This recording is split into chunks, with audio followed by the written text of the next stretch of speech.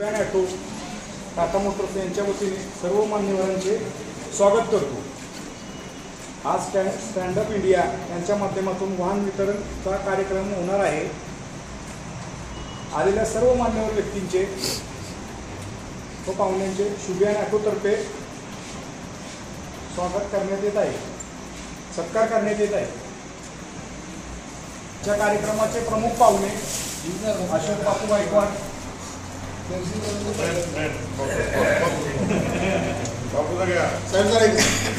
आज आमचे पश्चिम महाराष्ट्राचे अध्यक्ष, सातारा जिल्ह्याचे अध्यक्ष अशोक बापू गायकवाड, तसेच भारतीय जनता पार्टीचे माजी जिल्हा अध्यक्ष धैर्यशीलदादा कदम, तसेच आरपीआयचे उद्योग आघाडी महाराष्ट्र अध्यक्ष प्रसन्न भिसे, आमचे सहकारी स्वप्नीलभाई गायकवाड, आमचे काका आणि आमचे पलटणचे काका साहेब व आपण सर्व कार्यकर्ते व समाज बांधव, आज या ठिकाणी अतिशय आनंदाचा दिवस आहे।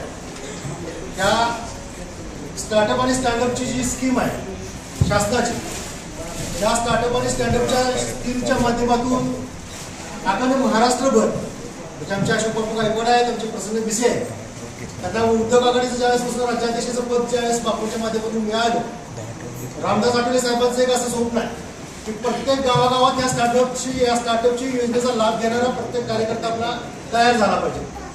त्याच्या माध्यमातून अशोक बापूंच्या मार्गदर्शनाखाली प्रसन्न भिसेंनी काम सुरू केलेलं आहे। माझी आपल्या सर्वांना या कार्यक्रमाच्या निमित्तानं अशी विनंती राहील की जास्तीत जास्त या स्टार्टअपचा स्टँडअपचा लाभ आपण सर्वांनी घेऊन स्वतःच्या पायावरती सक्षमपणे उभा राहण्याचा प्रयत्न करावा। त्या संदर्भात तुम्हाला काय अडचण असेल, मदत हवी असेल तर आम्हाला डायरेक्ट कॉन्टॅक्ट करा, आम्ही तुम्हाला सहकार्य करू।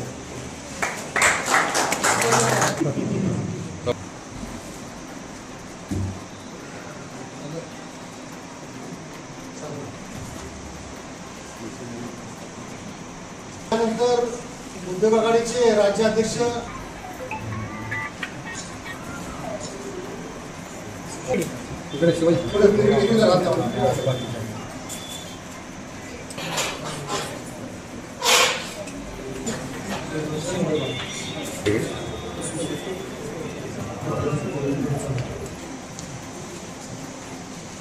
इकडे बघा आणि मग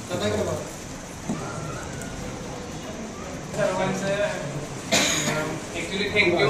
कार्यक्रमाचे प्रमुख आमचे आदरणीय अशोक बापू गायकवाड साहेब, धैर्यशीलदादा साहेब आणि महाराष्ट्र राज्य प्रदेश उपाध्यक्ष युवकचे जे माझे पण म्हणजे मला बऱ्याचशा गोष्टी ते सहकार्य करतात, आमचे स्वप्नीलदादा गायकवाड, म्हणजे आम्ही बऱ्याचशा गोष्टी एकत्र केले। आज हा कार्यक्रम काय आहे किंवा हे टँकर्स लागले त्यासाठी बरीचशी मेहनत आहे, म्हणजे सगळ्यांची आमचे मेंटरिंग हे दोघंही आम्हाला करतात, भाईंचं आणि माझं पण त्यामध्ये बरेच आहेत। आमचे पराग सर, हेमंत भाऊ, मयूर, केतन, आमचे सगळे ग्रुप आहे। आम्ही त्यासाठी 1 ते 1.5 वर्ष मेहनत घेतो सगळ्या गोष्टीसाठी।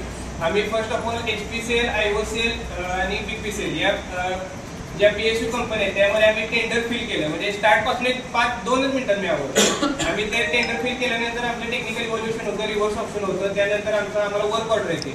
वर्क ऑर्डर आल्यानंतर आम्हाला पहिल्यांदा म्हणजे सगळ्यांनाच आम्हाला म्हणजे इनकेस सगळ्यांनाच असं एक पडतं की आपल्याला आता फंडिंग कोण करणार, तर भारत सरकारने 4% procurement policy schedule caste, schedule tribes, open कॅटेगरीच्या वुमन्स या सगळ्यांसाठी ठेवले। तर त्या through stand up India scheme ही स्पेशल एक लॉन्च आहे। जे डॉक्टर बाबासाहेब आंबेडकरांचे 125वे जयंती वर्षी जेव्हा होतं तेव्हा मोदी साहेबांनी एक मीटिंग घेतलेली की आपण यावेळी नवीन काय करावं, तर त्यासाठी एक कमिटी होती। तर त्या कमिटीमध्ये बरेच जणांनी सांगितले की आपण टपाल तिकीट एक करूया, आपण ही स्कीम लॉन्च करूया, ती करूया। तर एक सरांनी एकाने असं ऍडवाइस केलं की 1,25,000 ब्रँचेस ऑल ओव्हर इंडिया आहेत, त्या 1,25,000 ब्रँचेसना stand up India through schedule caste साठी 1 CR, शेड्यूल टाइप साठी 1 CR, ओपन कॅटेगरीतल्या वुमन साठी 1 CR असे एका बँकेला कंपल्शन जर केले तर 3.5 लाख आपण उद्योजक तयार करू शकतो। ही स्कीम 2016 साली लॉन्च झाली आणि ते एक्सटेंड होती। आता 2024 मध्ये आपलं जे मागच्या 2025 मध्ये जे बजेट निघालं त्या बजेटमध्ये पण ती स्कीम 1 कोटीची होती, ती आता 2 कोटीपर्यंत आली आणि त्याची रिवाइज पॉलिसी आपल्याला यायला लागली। यामध्ये आम्ही बँक ऑफ इंडिया आणि बँक ऑफ बरोडाला मी स्वप्नील भाई आम्ही कंटिन्यू पुणे, सातारा त्या ठिकाणी आम्ही करत होतो मेंटरिंग। आम्हाला बापूंचं होतं, धैर्यशील दादांचं होतं की असं बऱ्याचशा गोष्टी होत आहेत। सो बरेचसे आम्ही त्यांना 100% आम्ही एक श्युरिटी दिली की ऍग्रीमेंट बेस्ड फंडिंग आम्ही तुम्हाला देतो. याला special credit link capital subsidy 25% केंद्र सरकार देते, 15% राज्य सरकार सामाजिक न्याय विभाग देतं. असं त्यांना 40% सबसिडी यामध्ये मिळते. आणि ऍग्रीमेंट बेस्ड फंडिंग असल्यानंतर ज्यांच्याकडे ITR पण जास्ती नाही आहेत किंवा मी पण स्वतः त्यातून स्टार्ट केले, मी पण एक मिडल क्लास फॅमिलीतून बिलॉंग करतो. मी 2020 साली या स्कीमचा फायदा घेतला. त्यानंतर आम्ही जसं माझं झालंय त्या पद्धतीने सगळ्यांचं व्हावं यासाठी मी आणि स्वप्नील बऱ्याच ठिकाणी मी बरेचसे प्रोग्राम घेतो. म्हणजे आम्ही जेव्हा फोनवर बोलतो किंवा हे बाकीच्या स्कीम संदर्भात आम्ही आमचे प्रोजेक्ट साईडला ठेवले, पण बाकीच्यासाठी जास्ती करून हे करतोय. सो हे त्याचं फलित आहे ऍक्च्युली. सो आज आपण stand up India scheme through 5 कोटीचं लोन डिस्बर्समेंट केले. त्यातून 10 टँकर शेड्यूल ट्राईब्स जे आमचे कम्युनिटी आहे त्यामध्ये आम्ही लॉन्च करतोय. आणि हे ह्यूज सक्सेस आहे असं मला वाटतं.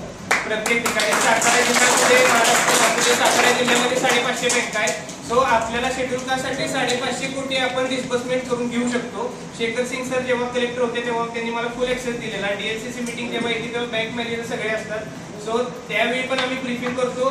सो बापूंच्या आणि स्वप्नीलबाईंच्या दरीचे दादांच्या मार्गदर्शनाखाली आपली वाटचाल चांगल्या पद्धतीने सुरू आहे. आणि मला असं वाटतंय की आज पुण्यावरून पण आमच्या पराग सरांचे फॅमिली आलेत, हेमंत सरांचे आलेत, केतन वगैरे असे सगळे मित्र ज्या पद्धतीने आलेत. पण हे सगळं असं आहे की या गोष्टीसाठी टाइम स्पेंड जातोय. आम्हाला ऍग्रीमेंट मिळावी लागते. आम्ही प्रत्येक ठिकाणी टेंडर फिल करतो. प्रत्येक ठिकाणी टेंडर फिल केल्यानंतर मिळतच असं नाही. त्यामुळे आम्ही हुबळे असू दे, बेळगाव असू दे, JNPT असू दे, मनमाड असू दे, वाशी असू दे, प्रत्येक ठिकाणी आम्ही टेंडर फिल करून ट्राय करतो. भारत सरकारने आपल्या म्हणजे आमचं हेच काम आहे की भारत सरकार आणि राज्य सरकारच्या ज्या स्कीम आहेत त्या ग्रासरूट लेवलला पोहोचाव्यात यासाठी आम्ही NGO थ्रू काम करतो. आता बापूंच्यामुळे आता आमच्या रिपब्लिकन पार्टीने आता उद्योग आघाडी केली, त्याचं मला समन्वयक पद पण त्यांनी दिलेलं आहे.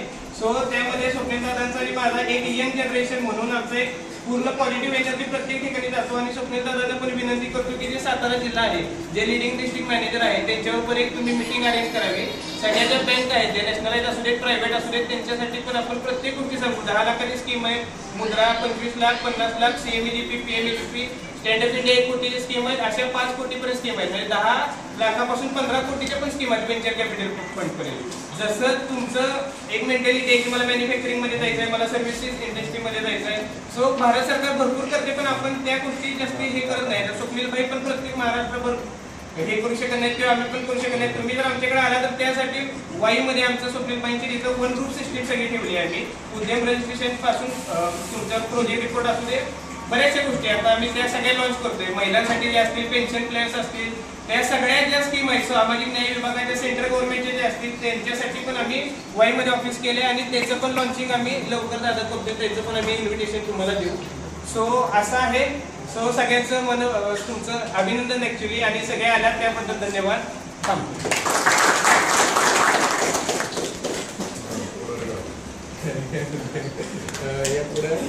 यापुढे आमचे महाराष्ट्र प्रदेश अध्यक्ष वाईस युवक ते स्वप्नील दादा आपल्याला मार्गदर्शन.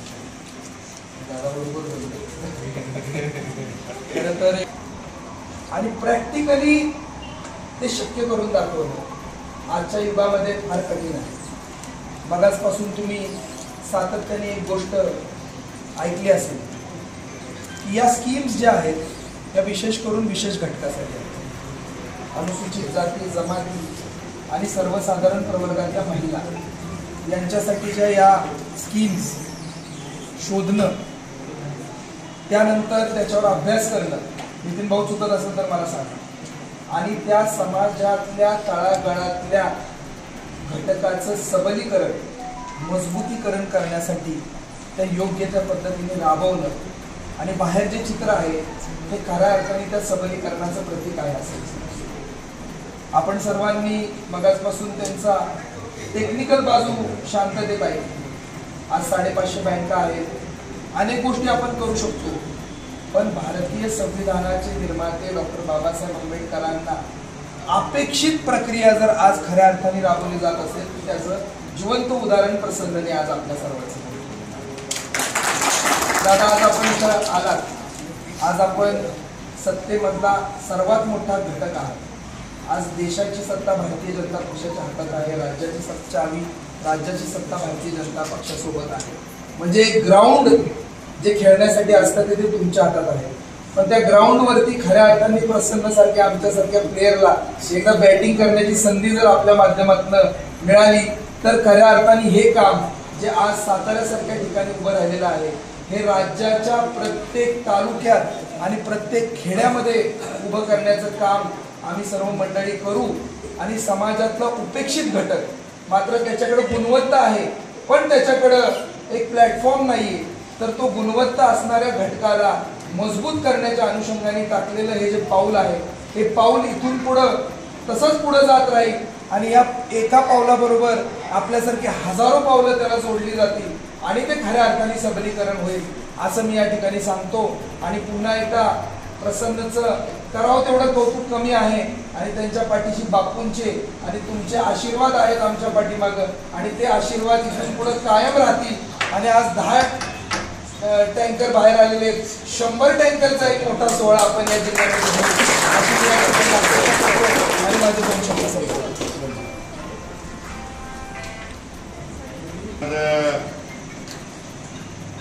अतिशय आनंदाचा दिवस आहे.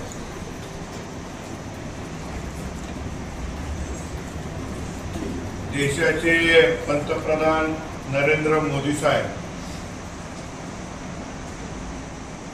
या देशातल्या सर्वसामान्य गोरगरीब जनतेला डोळ्यासमोर ठेवून जी प्रक्रिया राबवत आहे त्या प्रक्रियेचा खराखुरा लाभ आज इथं 10 लाभार्थ्यांनी घेतला. आणि खरखर सरकार आपल्या बरोबर असल्यानंतर बँका सुद्धा आपल्या पाठीमागे ठामपणे उभा राहत आहे. मूर्तिमंत उदाहरण मध्ये आज स्टार्टअप इंडिया या योजनेतून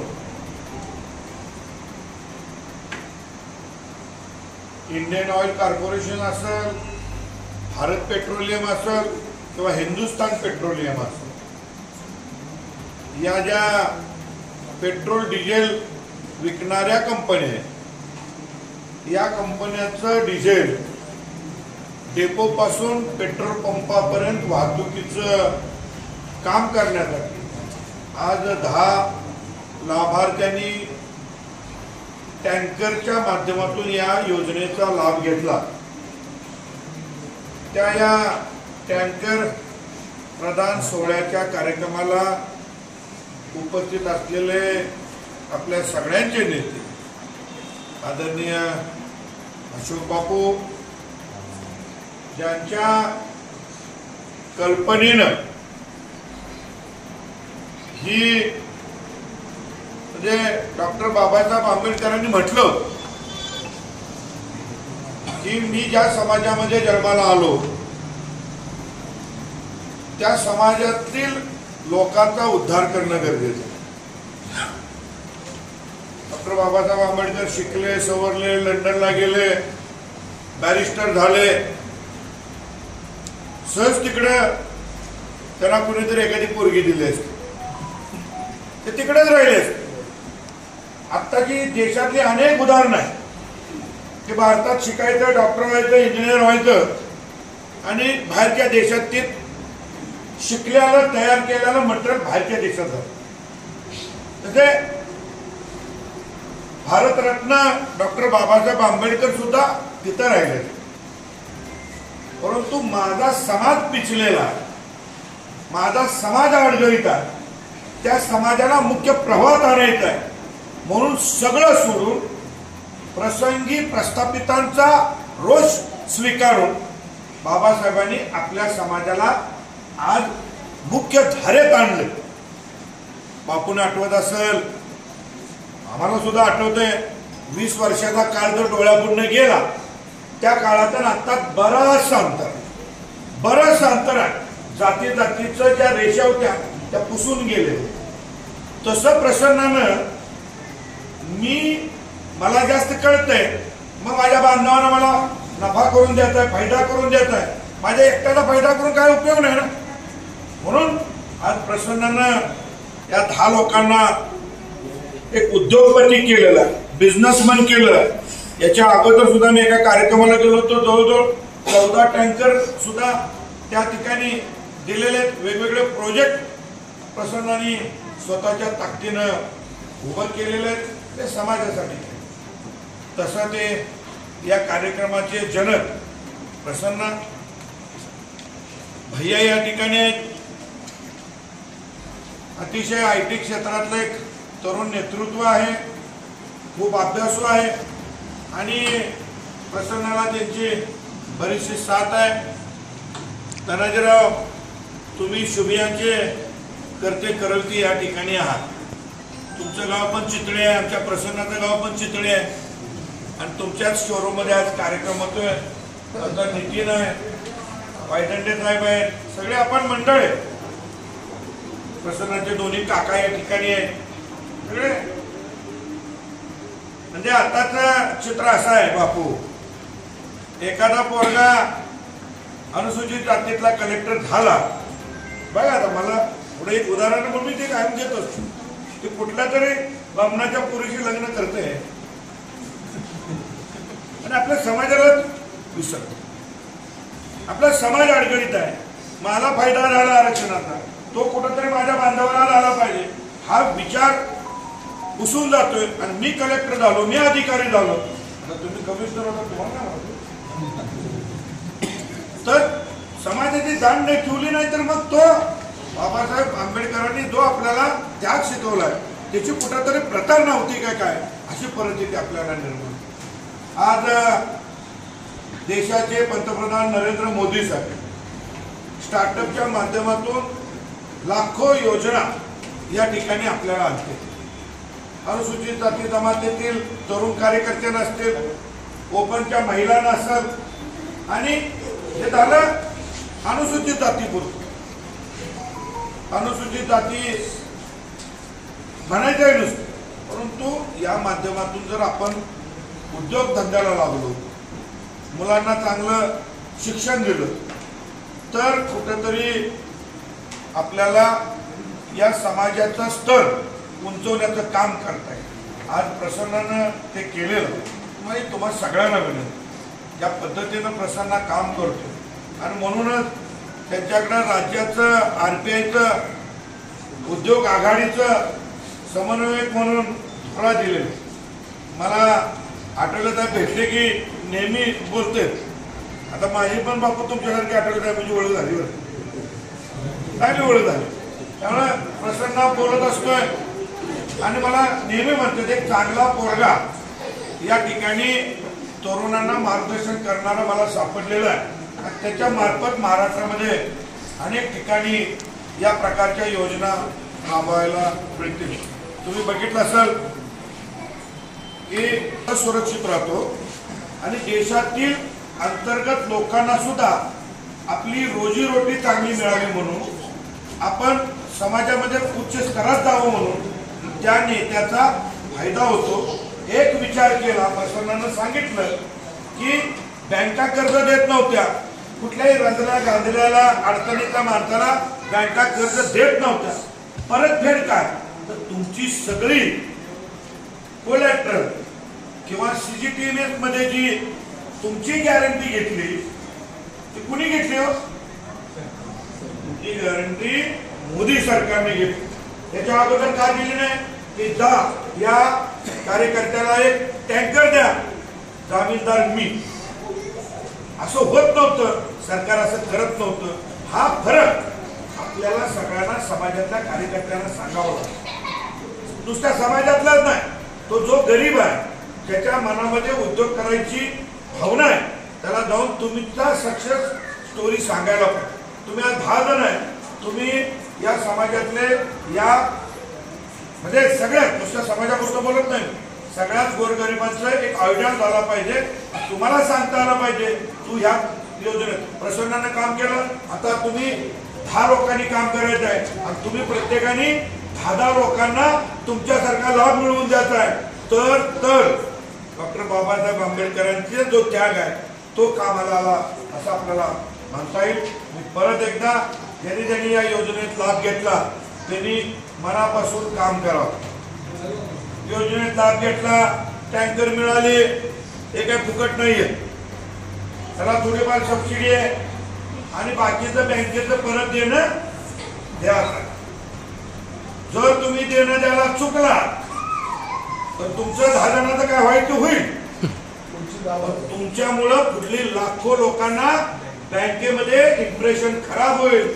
हे भरत नाही पैसे, तुम्हाला दिलेत पैसे कष्ट करून खायला. कोंबडी दिली आहे, अंड खायचा प्रयत्न करायचा, कोंबडी कापून खायची नाही. नाहीतर मग परत बँका आपल्याविषयी नाराजी व्यक्त करतायत. मला स्पष्ट. पण ही स्कीम जर पुढे राबवायची असेल, ही दुसरी टँकरचीच नाही, या माध्यमातून अशा प्रकारच्या अनेक स्कीम आहेत त्या तुम्ही राबवाव्यात एवढी विनंती या ठिकाणी करतो. प्रसन्नाने आमची गाठभेट झाली. त्यावेळी पहिल्यांदा आम्ही भेटलो, ज्यावेळी मी भेटलो आणि ऐकलं त्याचवेळी मला वाटलं आता जवळजवळ 4-5 वर्ष आम्ही एकत्रित काम करतोय आणि त्याला एवढंच म्हणलं बापू, मी काय त्याला मदत केलेली नाही, एवढंच म्हणलं. त्याचं पण काय नडत नाही, मला पण फोन येत नाही. पण सगळीकडे धडपडणारा दिल्लीपासून मुंबईपर्यंत प्रत्येक अधिकाऱ्यापर्यंत पोहोचणारा आपल्या घरातला आपल्या जवळचा एक कार्यकर्ता आहे. आपण सगळ्यांनी त्याला धन्यवाद देऊया. आपल्या सगळ्यांना परत एकदा शुभेच्छा देतो.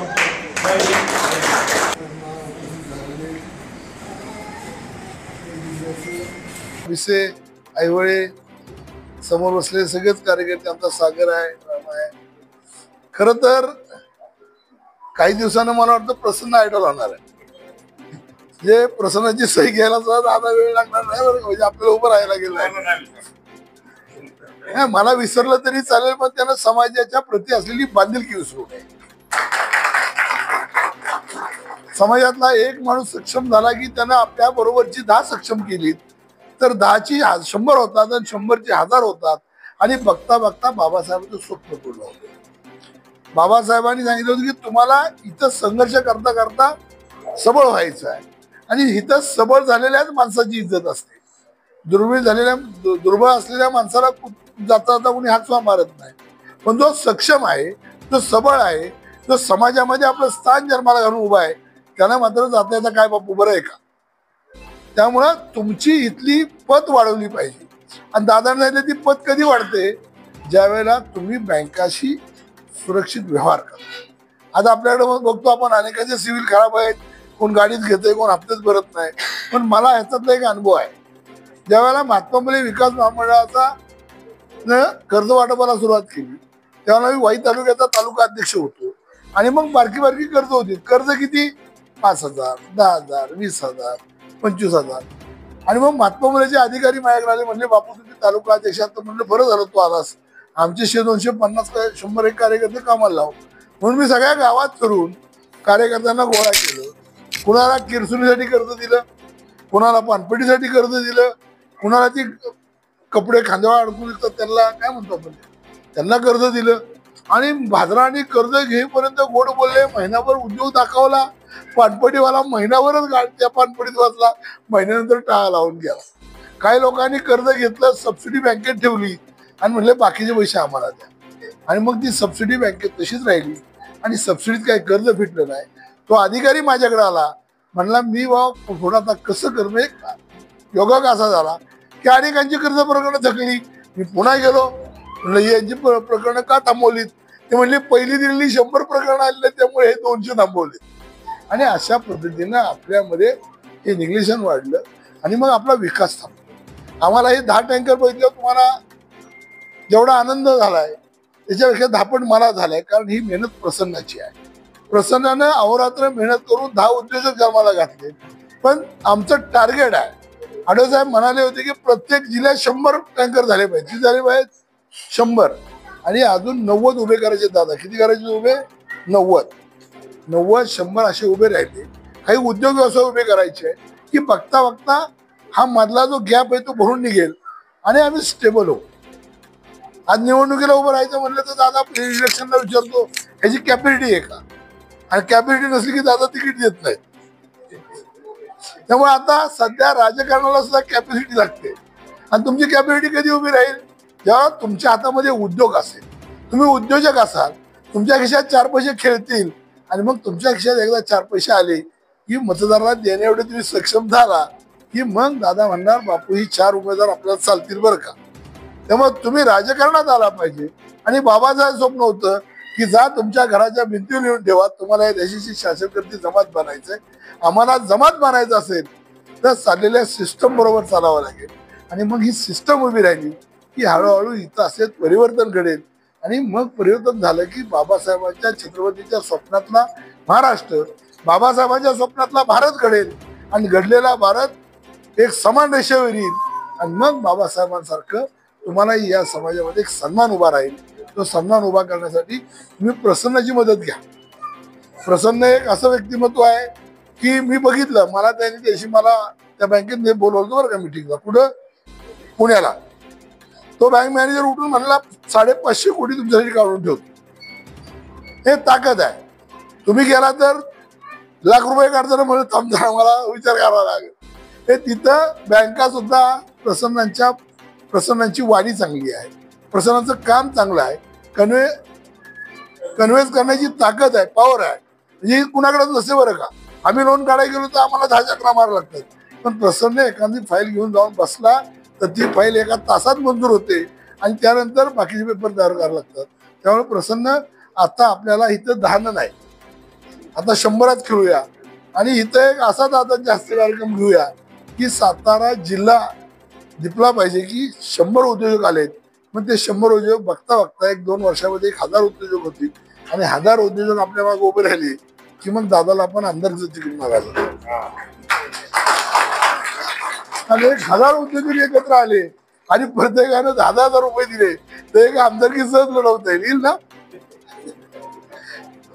त्यामुळे इथं जर राजकारणाला सुद्धा आता पैसे लागतात आणि घर चालवायलाही पैसे लागतात. आपल्या सवयीलाही आता पैसे लागायला लागलेत. पूर्वी आमच्याकडे सायकल आणली तर आम्ही आनंद व्यक्त करायचो, पण आता सरास घरात 4 व्हीलर आहे. कोणाला कळत नाही कुणी किती वेळा गाड्या वाढवल्या. स्कूटर नावाची गोष्ट लोक तर पावलेली आहे. मोटरसायकल आणायची, दाराच्या कोपऱ्यात लावायची, 4 व्हीलर मध्ये फिरायची. ती का लावायची तर वो हमारी शान आहे. जसं पुणे पाटील काय म्हणायचा, ज्याच्या घरी ऊस आहे त्याच्या दारात बुलेट असली तर तो गावचा पाटील. तसं आता प्रत्येकाच्या दारात बारकी गाडी शोला ठेवलेली आहे, बरोबर ना. आणि 4 व्हीलरमध्ये आपण दिसतोय. त्यामुळे आपलं राहणीमान बदललेलं आहे, आपली स्तर उंचवलेला आहे. आणि हा उंचवला असं उद्योगांना आपण मोठा करूया आणि इतका मोठा करूया की मोदींच्या स्वप्नातला भारत पुन्हा एकदा घडवूया. आणि इथे नवं स्टार्टअप इंडियामध्ये अनेक स्कीम आहेत. आता दादानी नाही सांगितलं की मला वाटतं 40 का 45% सबसिडी तर अशी सहज तुम्हाला मिळणार आहे. म्हणजे 1 कोटी कर्ज काढलं तर 45 लाख रुपये सरकारच देते. उरलेल्या बघता अजून 1-2 सबसिडीमध्ये घुसतात बरं का दादा. म्हणजे प्रकरणात तुम्ही हप्ते नीट भरताय हे कळलं की बँक मी काहीतरी सबसिडी देते, व्याज दर कमी करते, तुम्हाला 2-2 महिने व्याज नाहीये आणि अनेक स्कीम आहेत. तेव्हा सगळ्या जणांनी एकत्र या. आढळराव साहेबांनी माझ्या शब्दावर विश्वास ठेवून लोणावळ्याच्या बैठकीमध्ये प्रसन्नावर ही जबाबदारी. आमची महाराष्ट्रामध्ये प्रसन्नासोबत मला वाटतं 25 लोकांची टीम आहे. प्रत्येक जिल्ह्यातला एक घेतलेला आहे आणि महाराष्ट्रावर एक टीम तयार केलेली आहे. ज्या टीमला मार्गदर्शन करण्यासाठी, त्यांच्याशी कॉर्डिनेशन करण्यासाठी महिन्यांनी एकदा हे सगळे एकत्र येतात आणि आपला प्रोग्राम ठरवतात आणि ठरवलेल्या प्रोग्रामवर काम करतात. आणि म्हणून हा ठरवलेल्या प्रोग्राम मधला एक भाग आहे. आज 10 गाड्या आलेल्या आहेत. मला वाटतं पुण्यात परत काहीतरी आहेच. त्यामुळे सगळ्या बँका आपल्या सोबत आलेल्या. स्टार्टअप इंडिया आपल्या बरोबर आहे. सरकारचं धोरण चांगलं आहे आणि त्यात मोदीनं गॅरंटी घेतलेली आहे. म्हणजे आमचा जामीनदार कोण आहे? मोदी आहे. मोदीनं जामीनदारीची गॅरंटी घेतलेली आहे. त्यामुळे पैसे मोदीचे जरी असले तरी आपल्याला फेडायचे, गंमत करायची नाही तर पुढे सागर मिळेल मला का नाही मिळाली तर अशी बापून भेटले नाहीत पैसे, असं नको आहे ना. त्यामुळे सागर कार्यकर्ता बाहेर काढा, सबल करा. तालुक्यातनं 10 कार्यकर्ते काढा. 10 100 होतील प्रतीक. आपल्याला कोणाला जाऊन पोस्टरला पैसे मागावे लागणार नाहीत, बॅनरला पैसे मागावे लागणार नाहीत. नाही तर आमचा उद्योग आहे, कार्यक्रम आला की दादा बॅनरला एवढे 10 बॅनरचे पैसे पाठवतो का, असला उद्योग आमचा आहे. त्यामुळं आपण आता देणारे बनूया, घेणारे कमी होऊया. आता आपण घेणारे आहोत, पण ज्या दिवशी आपण देणारे होतो त्या दिवशी समाज तुम्हाला सन्मानानं बोलवतो आणि सन्मान तुमची उंची वाढते. उंची वाढण्यासाठी देणारा असावा, घेणारा नसावा. घेणाऱ्याला भिकारी म्हणतात आणि देणाऱ्याला राजा म्हणतात. आपण राजा होऊया आणि प्रसन्न घेतलेल्या ह्या सगळ्या घेतलेल्या कष्टाचं चीज होऊया. प्रसन्नाला किती शुभेच्छा द्याव्यात तेवढ्या कमी आहे, पण येणाऱ्या काळामध्ये निश्चितच प्रसन्न आमचा आयडॉल असेल. आणि दादा मी म्हणणारे तिथे आलेला आहे ती सही घ्यायची बरं का, आम्हाला जरा थोडं गर्दीतनं जागा मिळते का बघूया. अशी परिस्थिती आपण क्रिएट करूया. एक चांगला उत्कृष्ट तरुण कामाला लागलेला आहे, स्वप्नील भाई सारखा इंजिनियर त्याच्या सोबत आहे. व्हायचा मलाच कधी कधी आश्चर्य वाटतं. मी त्याला म्हणतो आता मला काय कळत नाही, तू कमी कर बोलायचं. हे काही कळतच नाही ना. म्हणजे ह्यांच्याकडनं ऐकताना असं वाटतं दादा की आपण चुकलो का काय कुठं. त्यावेळेला मोदी 14 पासून आहे. हा, त्यामुळे आता चांगल्या पद्धतीनं मलाही आनंद होतो की चला आपलं पोरग आपल्या पावला पाऊल ठेवून निघालेलं आहे. त्यालाही खरं तुम्ही शुभेच्छा दिल्या पाहिजेत पुढे न्यायला. पाठीशी उभं राहता का बरोबर सर. त्यामुळे आपण सगळेजण एकत्र येऊया.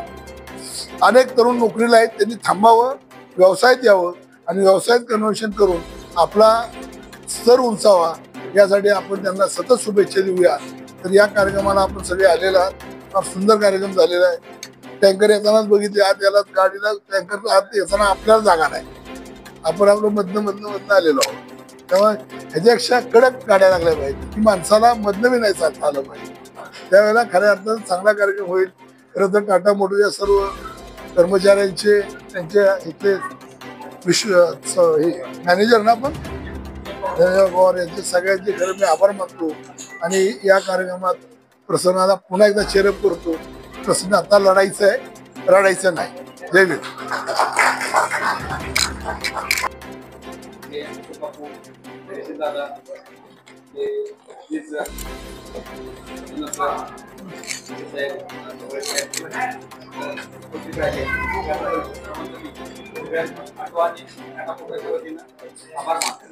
ओके.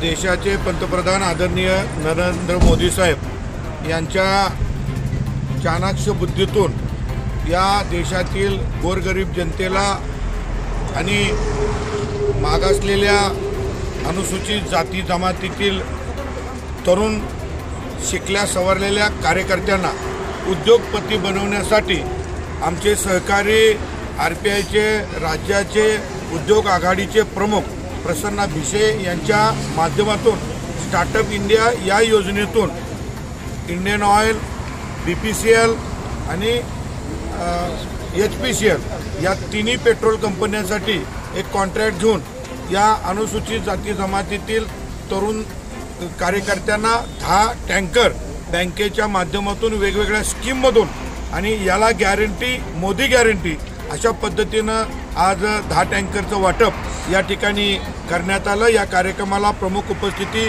आदरणीय RPIचे नेते अशोक बापू गायकवाड, प्रसन्ना भिसे आणि खरं तर हा प्रोजेक्ट आठवले साहेबांच्या नेतृत्वाखाली आणि प्रसन्न भिसे यांच्या संकल्पनेतून महाराष्ट्रातल्या प्रत्येक जिल्ह्यामध्ये येत्या 5-6 महिन्यामध्ये प्रत्येक जिल्ह्यात या योजनेच्या माध्यमातून 100 उद्योगपती करण्याचा निश्चय या ठिकाणी करण्यात आलेला आहे। मी या निमित्तानं प्रसन्नांना मनापासून धन्यवाद देतो आणि या योजनेत ज्यांनी लाभ घेतला त्या लाभार्थ्यांना शुभेच्छा देतो आणि थांबतो।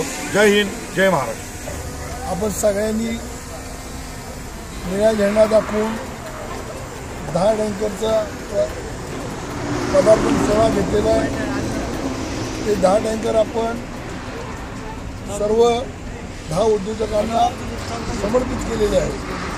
आता खरं तर या उद्योगाचे सर्वस्व आणि ज्यांनी या उद्योगासाठी अहोरात्र मेहनत घेतली ते आमच्या रोजगार आघाडीचे समन्वयक प्रसन्न भिसे यांच्यावर जबाबदारी देऊन अवघे मला वाटतं दादा 2-3 महिने झाले। तर 2-3 महिन्याच्या कालावधीमध्ये साताऱ्यातला हा मला वाटतं पहिला कार्यक्रम आहे आणि या कार्यक्रमासाठी त्यांनी फार कष्ट घेऊन आज 10 टँकर उभे केलेले आहेत। बघता 100 टँकर करण्याचा मानस सर्वांनी मनामध्ये आणलेला आहे। रामदासजी आठवड्यांनी ही विंग उभी केलेली आहे, ज्या विंगमधून करणार येणाऱ्या काळामध्ये काही उद्योजक जन्माला घालायचे आहेत आणि म्हणून या सगळ्यांना घेऊन स्टार्टअप इंडियाची स्कीम जिला गॅरंटी मोदी आहे अशी स्कीम आपण इथं ऑपरेट करतोय। अजून आपल्याला काही स्कीम ऑपरेट करायच्या आहेत आणि जिल्ह्याच्या प्रत्येक खेडेगावात एक तरी उद्योजक उभा राहावा हा मानस रेवण पक्षाचा ठरलेला आहे आणि म्हणून रेवण पक्षाने घेतलेल्या उपक्रमात ज्यांनी सहभाग घेतला ज्यांना आज वाढत मिळाल्या त्या सगळ्यांना मी शुभेच्छा चिंतितो आणि प्रसन्न भिसेंना पुन्हा एकदा चेअरअप करतो की आता 10 नाही आता 100 आणि पहिला माझा नंबर अशा पद्धतीचं काम आपण जोरात करूया आणि सातारा जिल्ह्यातनं महाराष्ट्राला दिशादर्शक असं काम होईल। एक पॅटर्न उभा करूया आपण सातारा जिल्ह्यात।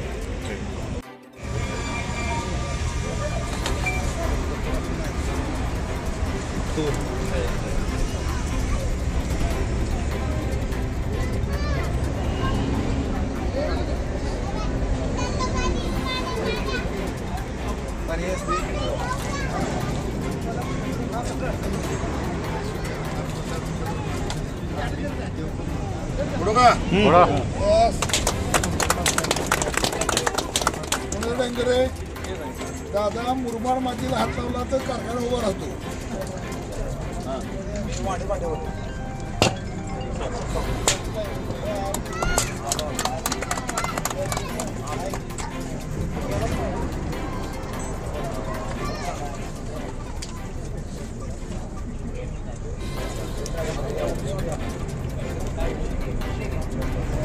येऊ का इकडं बघा।